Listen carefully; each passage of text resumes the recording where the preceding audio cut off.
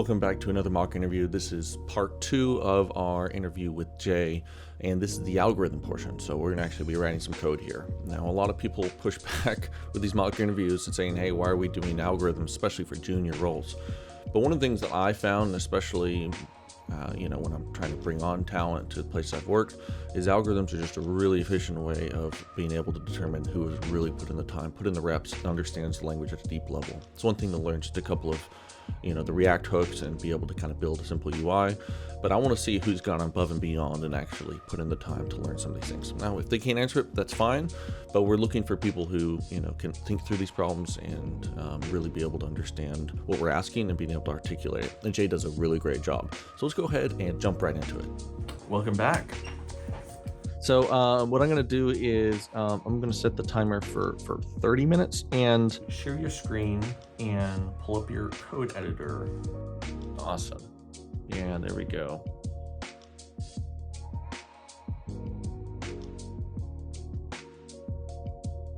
Okay, given an array of string arrays, find all the words that only appear in a single array. Okay.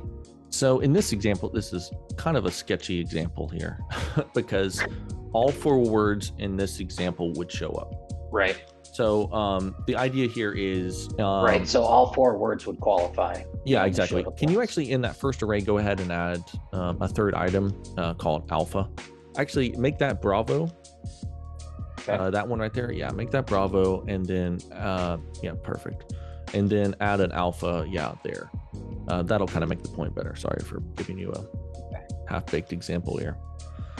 And then this will make the point better. So alpha wouldn't show up in the final array, but Bravo would. So I don't care that it's showing up multiple times. I just don't want it to show up in multiple arrays. Multiple arrays. Oh, okay. So hello, goodbye, and Bravo would be the only things returned. All right, so that's interesting because I was originally thinking you could do it with a hash map and just count up the frequency of the occurrence of words and then look at the hash map and return all the ones that had only been once. So this is a little more.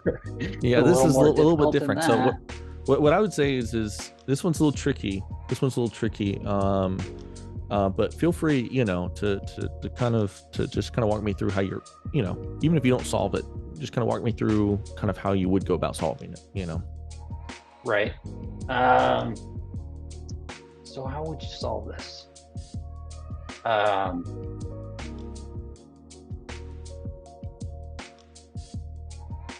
So we're going to have n number of arrays. And in each array, you could create a word count.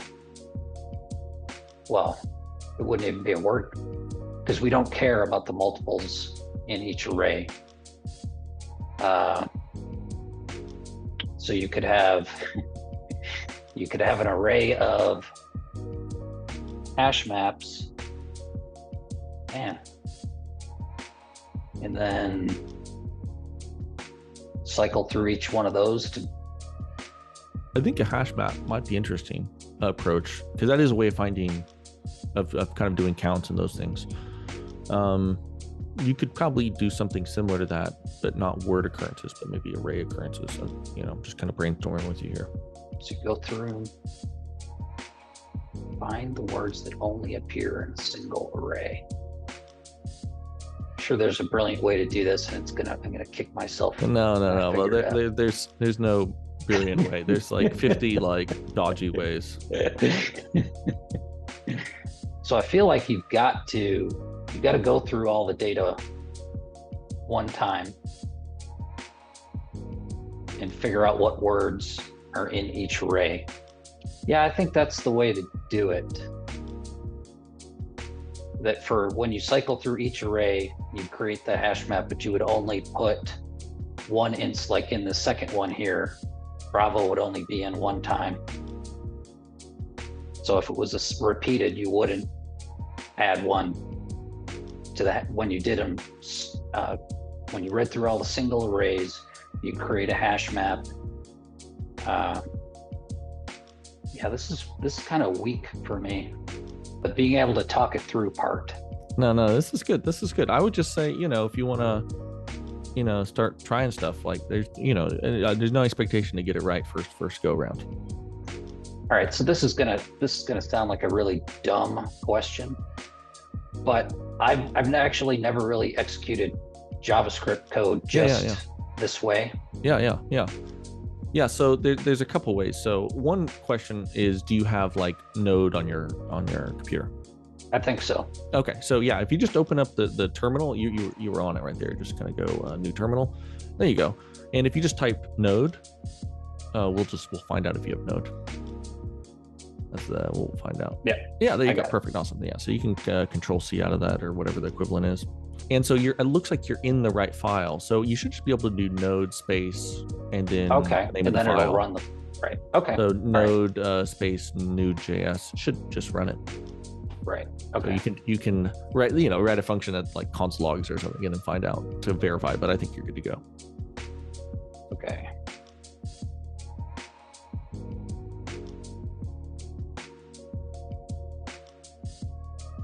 Just do this for now. And we're going to have an array of, so it's just going to be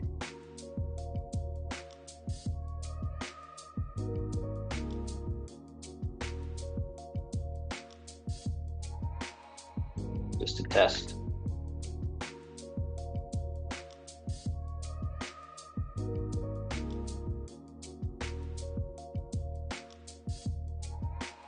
Oh. Okay. Well, yeah, I mean, it definitely works. Yes, it does. Okay.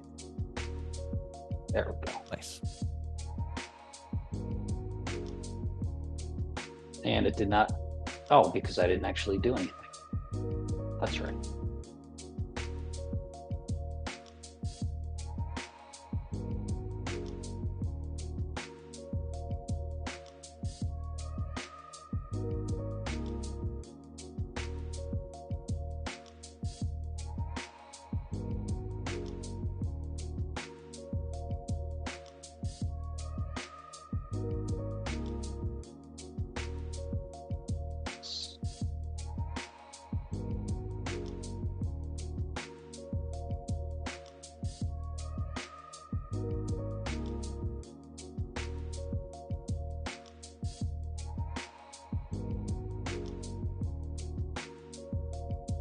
All right, we're in business.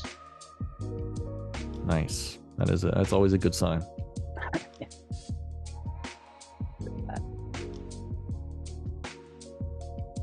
All right, so I guess the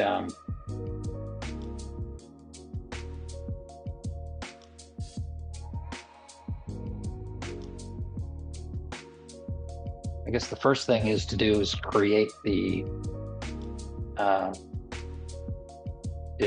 the hash map with the word count. And so we would go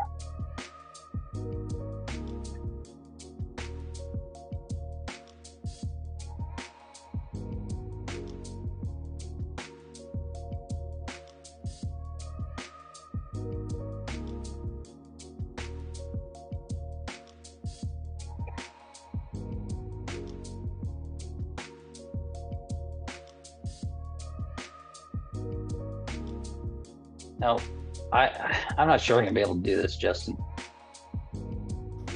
I think you're gonna get further than you think you will. You're on the right track. Okay. So just let me do this. I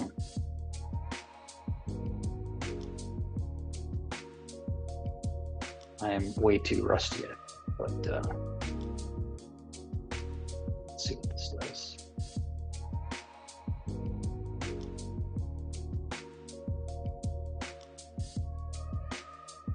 Okay, so we're getting each array. And now for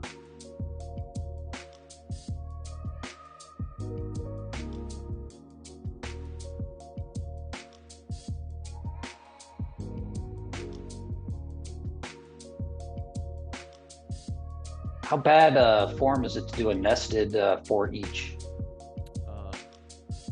It's not bad enough to not do it. I would say go for it. All right. And then we can always clean it up later. Like once you get it working, it's always, you can always clean it up later.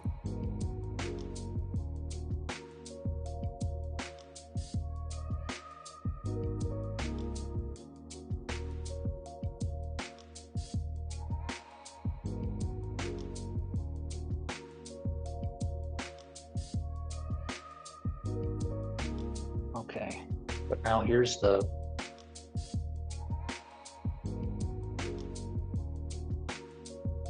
let's just do this.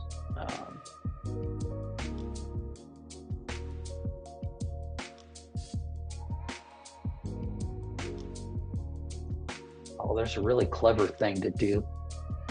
I can't remember. There's this clever thing you can do if the value doesn't exist, then you assign it 1, or you can do the plus. It's like, okay, well, I don't know. I don't remember how to do it. So we'll just do it this way.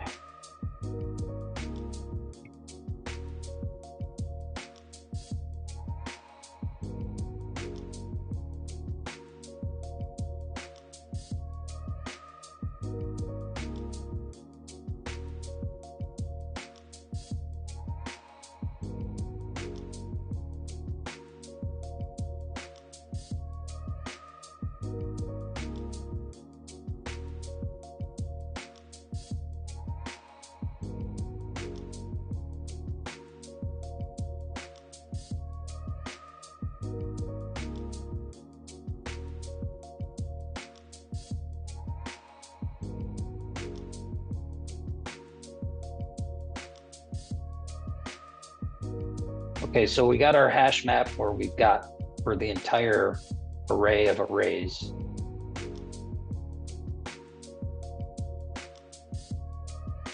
But that's not what we want.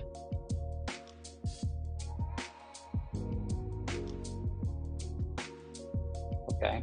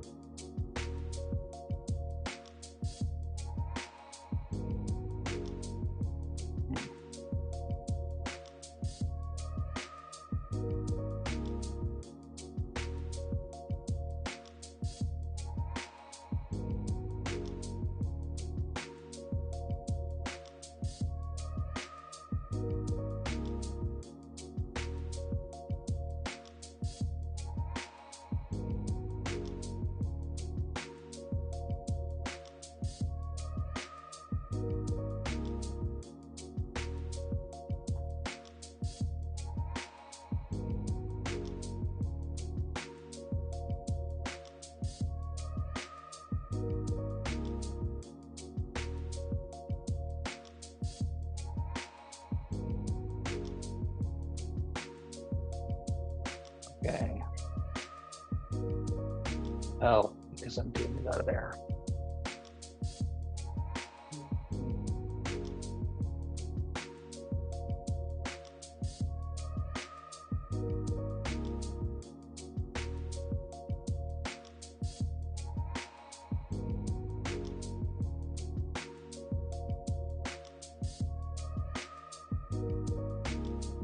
I think you want to move the line 13 above that, above line 12. Ah, thank you. So that way hash is available. Yeah, otherwise we'll just reset it each time. Yep. That's a much better solution than what I was about to come up with. Okay. Interesting. Okay. This is starting to look, I mean, I think, yeah, I think we're getting somewhere here. Yeah. So now we've got an array of hash maps, right? And each one has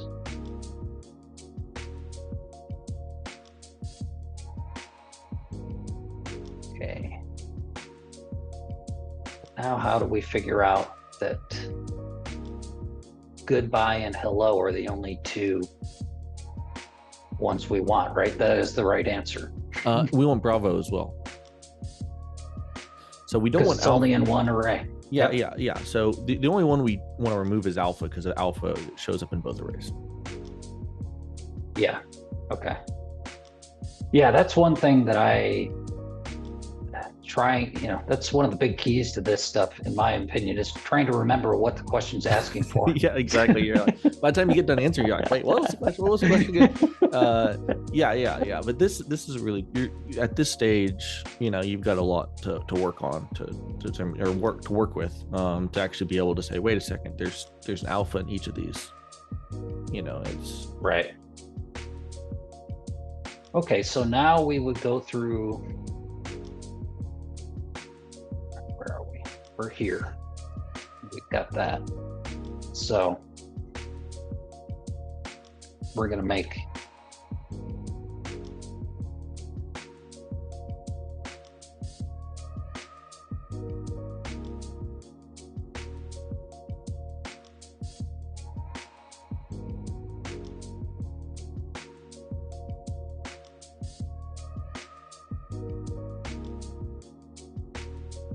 okay.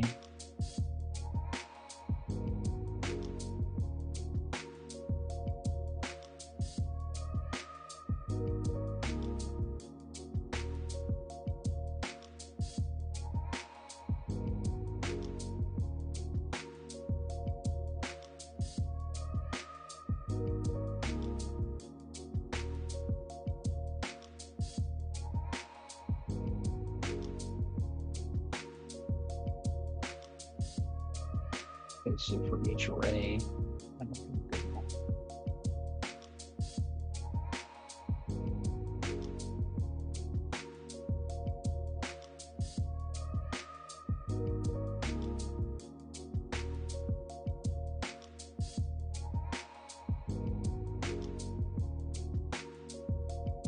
okay.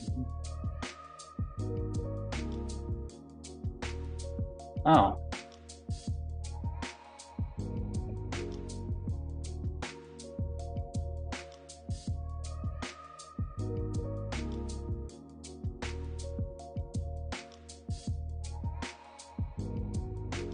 All right, so when we start,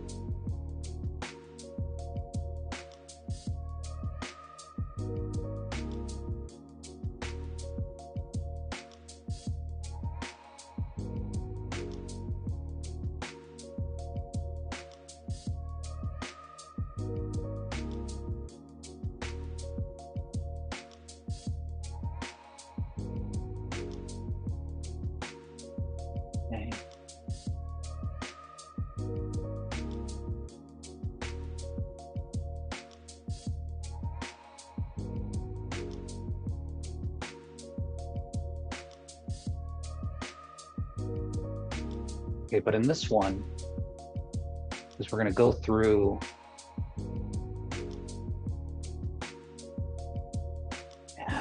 And I feel like we're doing extra. I feel like I'm doing the same thing as we did before. You do have a hash array now, so the same work on a different array could yield different results. Right. So maybe kind of see what you got when you're done creating this final hash, and just see what we got from there. Yeah. Okay. I'll keep going. So we're inside that.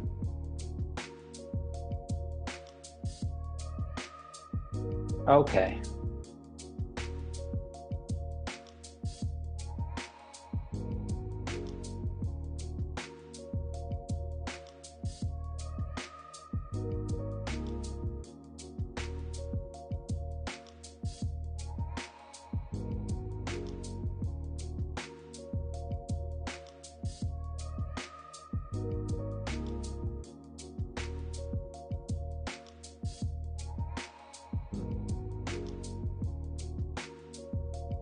So I think on line 30 there, each of those are objects. So if you want to loop through all the objects, you'll have to do. Yeah. So each That's of those, right. each of those are. But I think there's like a dot entries or something like that. That might get you where you're going, or object dot values. Oh yeah. Damn. I forgot about that. But it should work the same way if you just kind of want to try that out.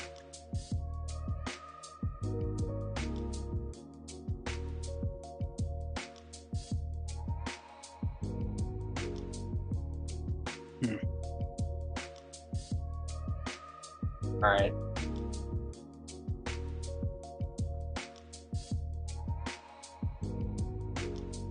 Oh. So for each, okay, but we could do,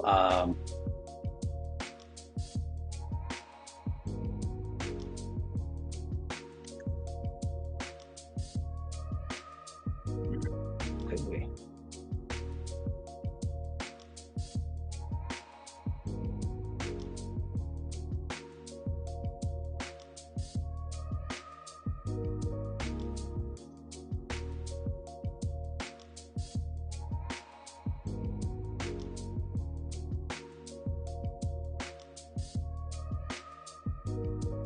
Darn it.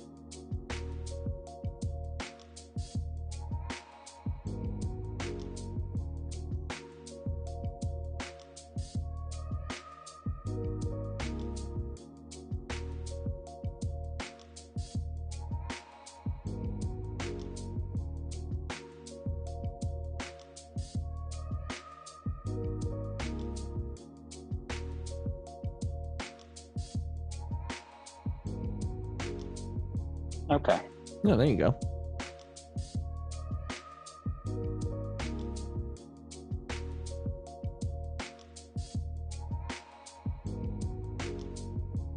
Okay, so now we do.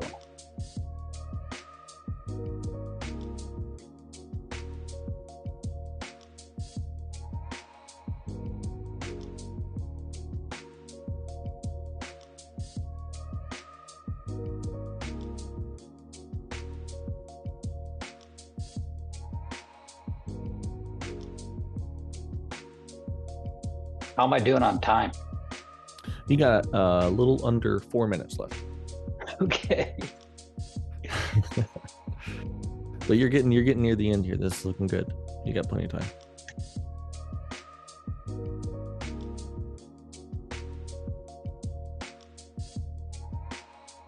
So on line 31 there, you're checking if it doesn't exist. Yep. But if it does exist, you want to increment. Yep. I got it. I think.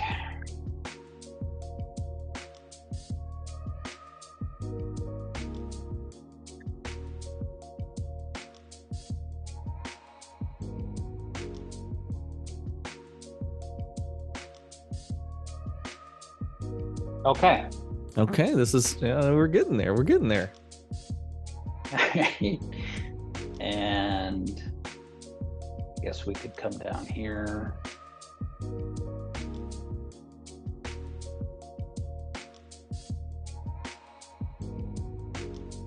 To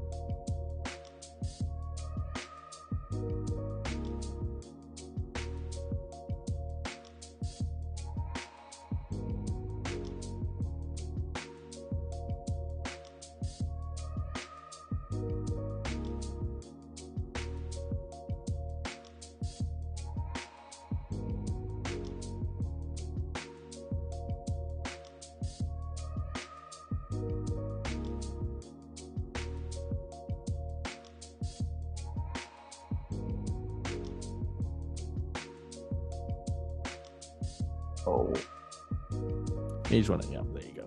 You're on it. You are on it. Yeah. There you go. That's it. You did it. With 1 minute to spare. 1 minute to spare. You did it. Okay. I don't think that's the cleanest way to do it.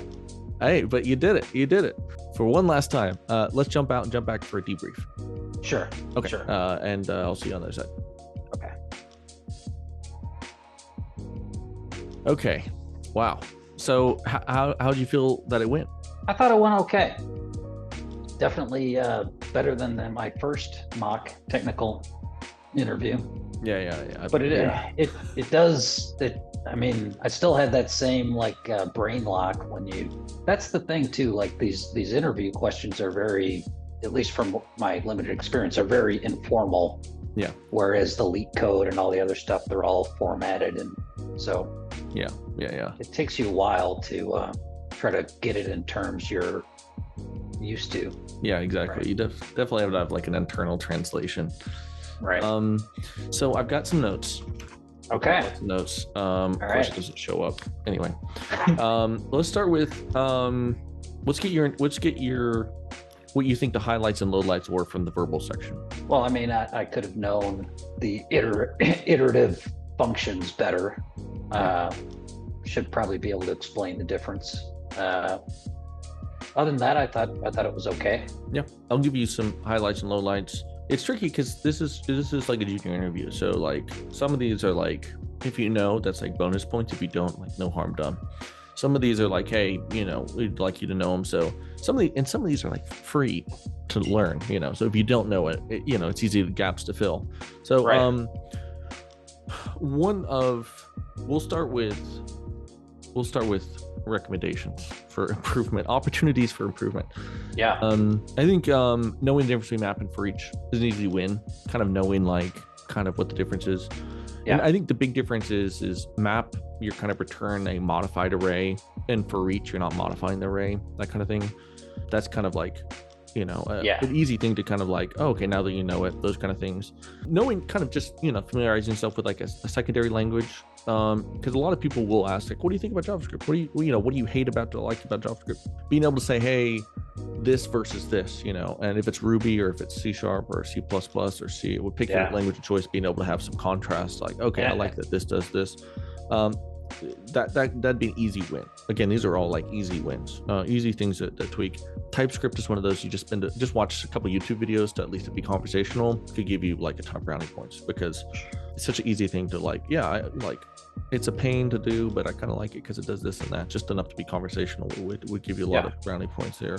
Again, I don't like asking it, but some people love this stuff. They love object-oriented questions like classes and object-oriented programming, inheritance, polymorphism.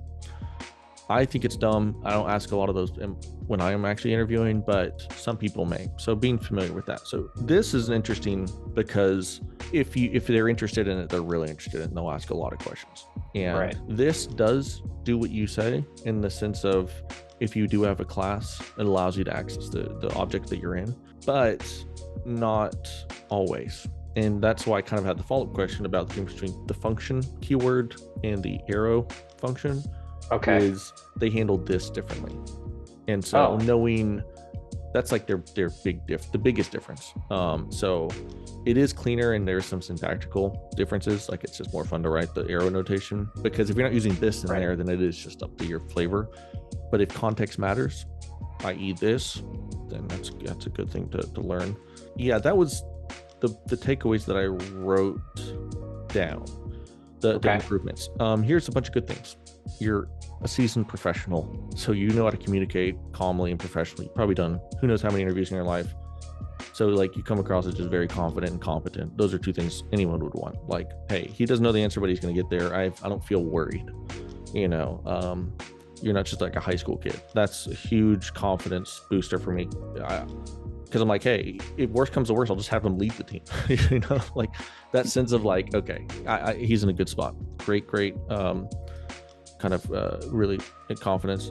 I do like you knew a lot of the array methods, those kind of things. You're like, oh yeah, I would do filter, I would do for each, and I would do this. I was like, oh, okay, that's good.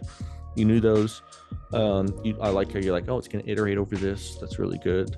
I knew when I did that last question where I was like, well, how would you see a number of words? You're like, oh, they make it easy. It's a split. You do a dot length. I was like, whoa, immediately. I was like, it took me longer to say the question than for you to say the answer. So it was just like one of those like, wow, this guy, that's really great to hear. So that was really confidence inducing, which is great. Because the whole point is reduce risk, increase confidence. That was really good. So I thought that was really good. Some of this is just like, you know, like kind of just spending more time, you know, messing around with things outside of your day-to-day loops of doing things and trying out different things. So anyway, or just doing a comprehensive video on JavaScript or something just to say, okay, I'm going to note this down, I'm going to learn it, and I'm never going to use it. Just so that way, if you can be aware of it could be helpful. Right. Let's switch over to the algorithm portion. What were some strengths and weaknesses in your opinion? What's the old saying? You know, don't ever watch how the sausage is made. So I'm very self-conscious. Yeah. When I'm working like that, but I thought I actually did okay. Yeah. And I think you helped maybe more than well, that's a question for you. Do you think you helped more than you would in a real interview? No, I think it was good. I think it was pretty, I mean, you're not a tech lead, you know, so there's expectation of like jump in. And I would say the problem was maybe 30% harder than like a typical algorithm question. That one you sent me, that would have been sweet. I would have gotten you were so ready. You're like, I'm ready. Let's do it. I'm going to knock this thing out in 30 seconds. You had it typed down. Well, and I mean, like the first time I looked at it when you sent it to me, I would have crushed that. So. Yeah. No, exactly. Yeah, and I think you know, I was kind of looking at background stuff like this. Like, okay, I got to give this guy a chance to shine, and I'm glad I did, because the fact that you were able to kind of solve it in the end was really encouraging. So yeah, so I'll give you kind of highlights and lowlights. So let's start with the lowlights. So I think I was more organized here in my notes in the second one, so I have like clear distinction. You had a couple of moments where you just kind of like were just thinking, and which is like perfectly normal, but with an interview setting, you kind of want to be able to talk through what you're thinking more than feels comfortable, just to be like thinking out loud, but just so that way people can track what you're thinking. You kind of get credit for your thought process. And even like when you get kind of in a jam, being able to say, okay, I'm in a bit of a jam, but I'm going to think this through, and you know, claim points where you can. There was a couple moments where you kind of got caught in like situations where you're like, oh yeah, I guess that is an object, you know, or hey, you know, that's right, syntax errors, those kind of things. That just kind of just like a reps thing, kind of getting in the reps to the point where your fingers can't type it wrong, where you're like, it's like your hands are just so used to typing it right. That's just like a reps thing that, like, you know, you're doing it while we're talking. I mean, that this is it. This is the kind of reps we're talking about, but also just doing algorithms, those things, just so that your brain automatically solves big chunks of it. And that way, when you get to the interview, you're just piecing together different chunks. That you're like, oh, I know this does this, I know this. So that way, some of this is just reps, those kind of things. So, but I have a lot of good things to say. The fact that you use the word hash map, talked about hash map, emphasize hash map, really a great instinct when it comes to algorithms, because they are usually just like a go-to for solving all these things. Or for like uniqueness and counting the instances, a really great way of doing that, which is kind of what we tried to do here. I thought that was really good. There's a couple times where you like made a syntax error, but you noticed it and caught it. And I know that sounds silly, but like some people who are like really pre-junior can kind of not miss those things. So I thought that was really good. There was that moment where you're like, Justin, I don't think I can solve this. And then you did. And you stuck with it. Right. That was a great moment, because I was like, okay, this is tough. Like, it's not a breeze. It's one thing if it's a breeze and you solve it, sure. But it was tough and you solved it. And I thought that was good. I thought the idea of like the array of hashes was good. Like actually your in solution, I thought was like very sound. And I thought your concern about the nested for loops is good. Like, I'm not going to ask about like Big O or anything like that in a junior interview, but knowing that like this feels like a lot is a good instinct. I thought that was good. I thought like the idea you did a let in to go through the object. I thought that was a good. And then I also thought just how far you were able to get in the 30 minutes, I thought was really good. So like, yeah, there could have been some cleanup and some polish, and there'd probably be like, if I were to go in there, I would spend like 20 minutes just cleaning things up. I think the fact that you were able to solve it was really good. I would definitely recommend maybe taking a quick pass before you even write it out and like do some pseudocode and just do like notes and be like, okay, first of all, I'm going to do this. Then I'm going to do this. Okay. And that's going to yield me this. And then I'm going to do this. I feel like I need a lot of work on pseudocoding.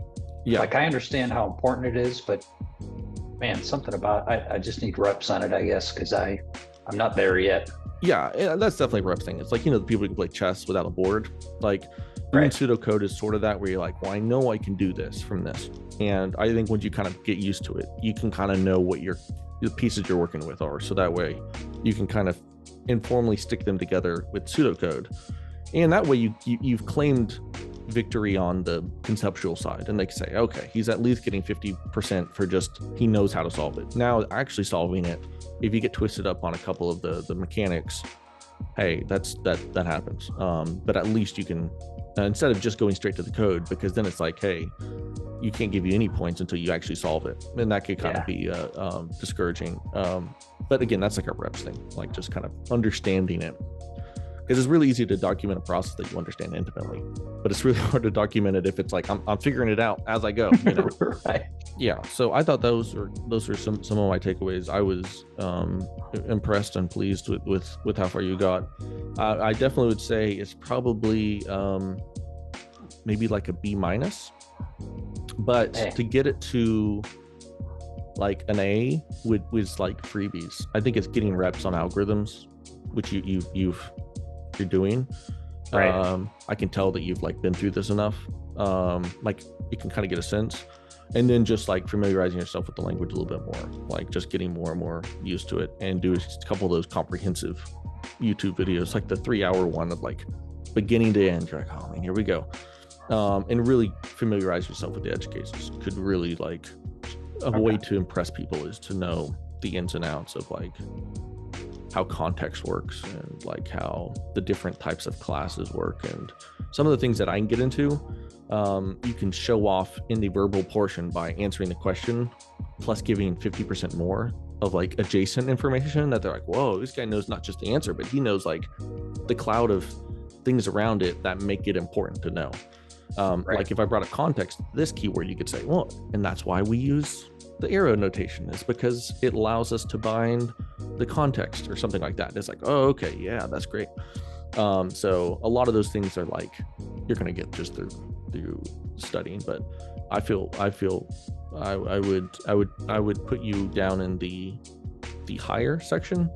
The tricky thing is so there's no high, strong, no higher, and higher in the strong higher. I put you in the higher. But it's hard to say because a lot of the skills would be React specific. And so being or Next or one of those frameworks, being able to say, hey, I also know this framework, because if you're a little loose on some of this stuff, but you kill it at React, it would move you into like the A- category just for that. And React's a freebie because you know how to map through stuff, you know how to do functions, and that's all. Like that's pretty much a lot of what React is. It's just vanilla. It's like thinly veiled JavaScript. And so yeah, and I've done a lot in React. It's just, you know, I think it's I've done a lot of stuff, but I, you know, my comprehensive knowledge is not great. Yeah. So that would probably be something that people like are going to interview.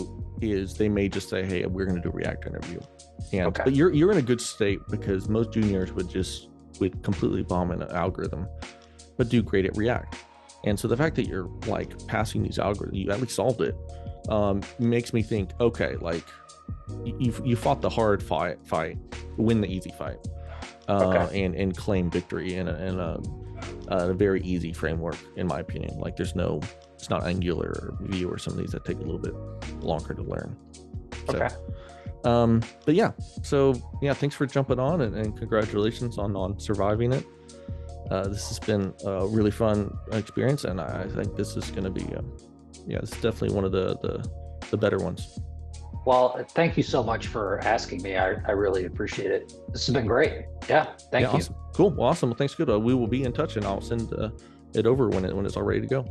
All right, perfect. Awesome. Appreciate it. All right, thanks, cool. Justin. Thanks. See you. Bye.